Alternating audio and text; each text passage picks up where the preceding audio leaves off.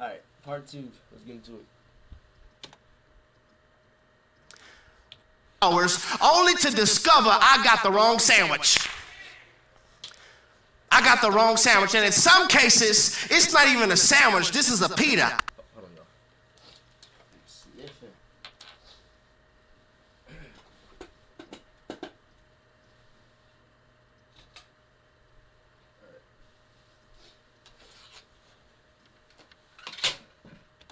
I didn't even ask for this.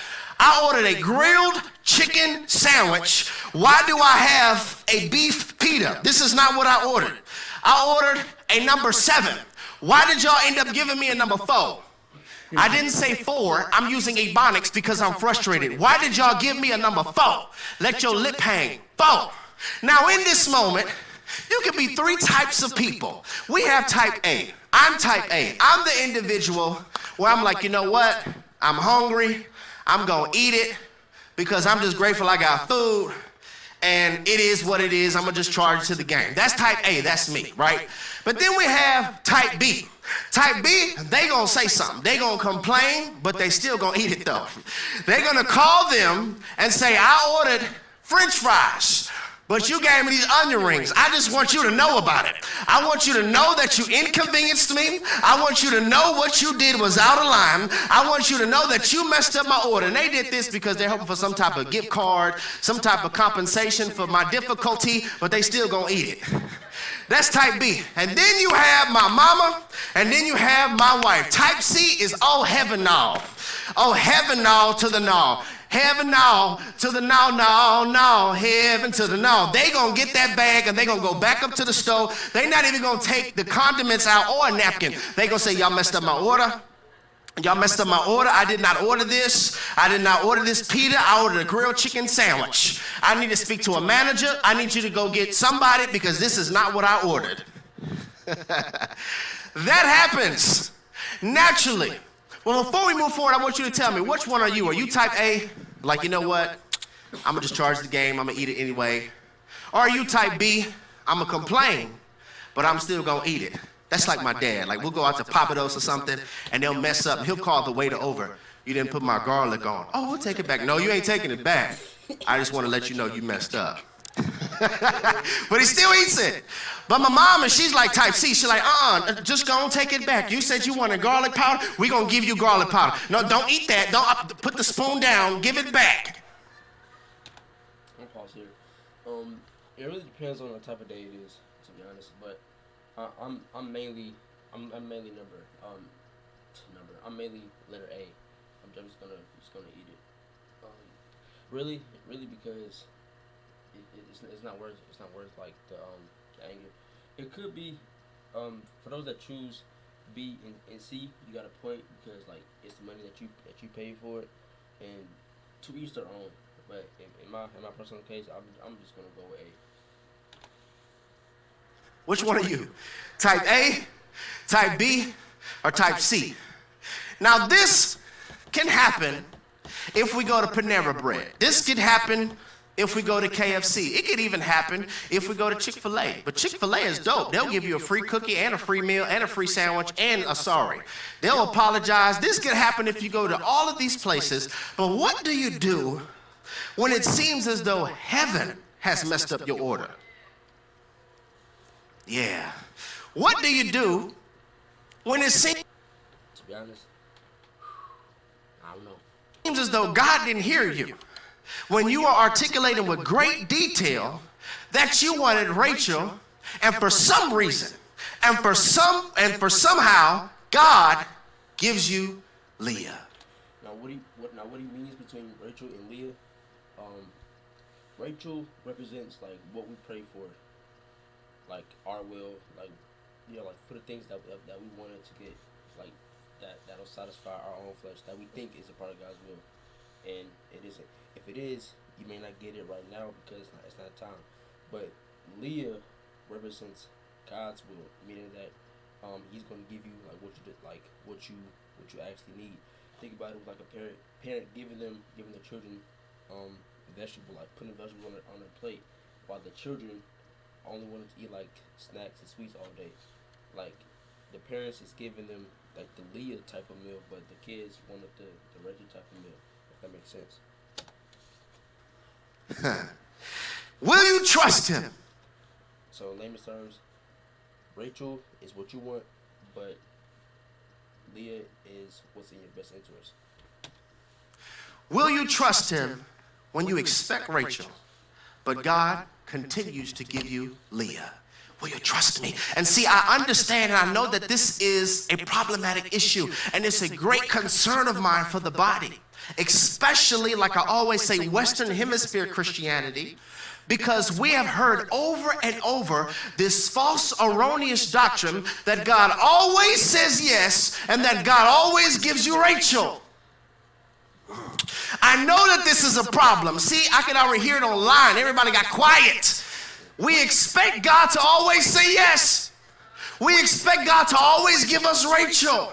I know that this is a problematic and deleterious issue because whenever we don't get what we want, time to come for your life. Whenever we don't get what we want, whenever God places us in a difficult season, not because he's punishing you, but he's placing you in this season for the express purpose of what he put in your bosom to go through every trimester necessary for full development, because God does not want you to miscarry. God does not want you to abort this. God is going to take you full term. Whenever we feel as though God has taken too long or we're tired, we'll step out of the season we need to try to chase the season we want. We'll try to chase the season we want and forsake the season we need. But what if forsaking that season keeps us in cycle seasons? See, this is why we must have trust and character. Because I believe the devil sends storms not just to punish you, not even to stop you, but to activate reactive and impulsive behavior. He wants to get you so frustrated, so agitated, so irritable that you'll leave the church that you're supposed to be in because you don't like somebody else in the church or they said something to you, and you'll relocate your place because you don't like the pressure of that place. You'll leave the marriage. Now, of course, if there's abuse or something, I'm not talking about that, but I'm talking about how we constantly run when it gets difficult. I believe the devil strategically sends trials, sends storms, and sends tests because he wants to see if I can activate impulsive behavior. I want to get them on a day where they're real irritated because, yes, their gift makes room, but their character makes residence. And if I can get them to do something outside of character, it doesn't matter. Everybody will want to eat a 5-star meal, but they don't want to eat it from a trash can lid. Right? So he's like, if I can discredit them, I can't stop them. I can't stop what God is doing. I can't stop their call. I can't stop their anointing. I can't stop where God has taken them. But if I could discredit them by getting them to be impulsive, then the audience of people that they're supposed to reach won't even tune their ear to what they have to say because I did something to get them to act impulsively. Please hear me. Please hear me. Everything you can't push away. Everything you can't rebuke. Everything you can't say, okay, I'm tired of this. What if God is looking for you to have endurance and trust?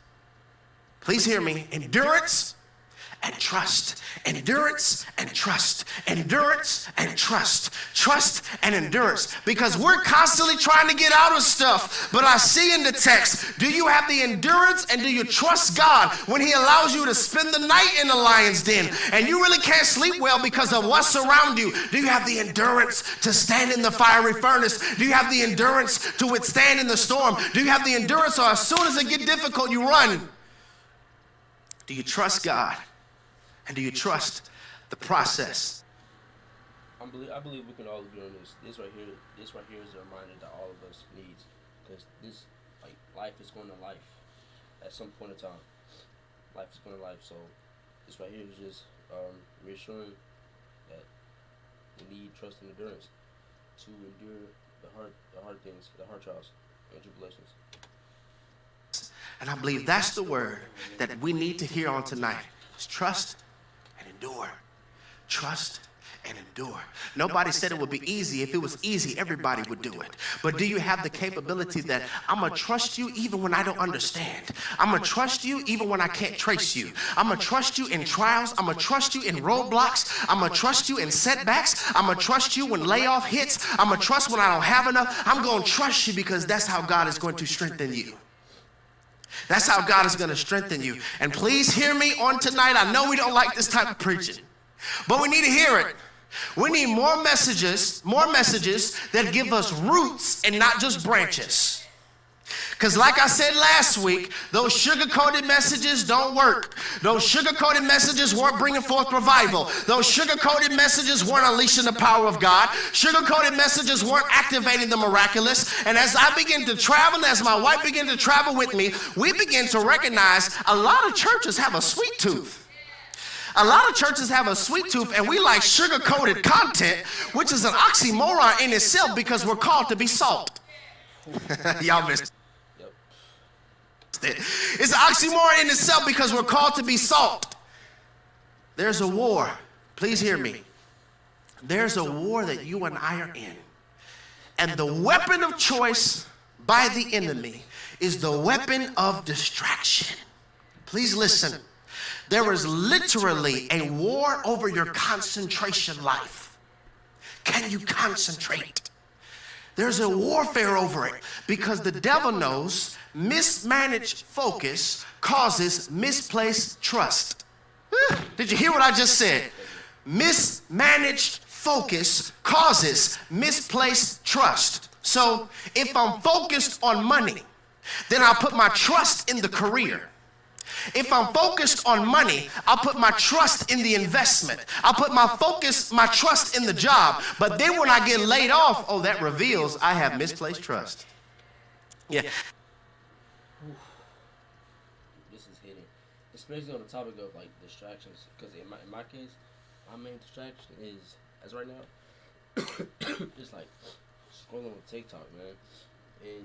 And I noticed that it's a distraction, but it's just like a lack of I don't say lack of, but it's like me just not catching myself and me being disciplined in that area. So this is definitely hitting. That reveals I have put my trust in my resource instead of my trust in the source. Because mismanaged focus causes misplaced trust. And I think we've done a great job. We've taught you how to shout. You heard that sermon before.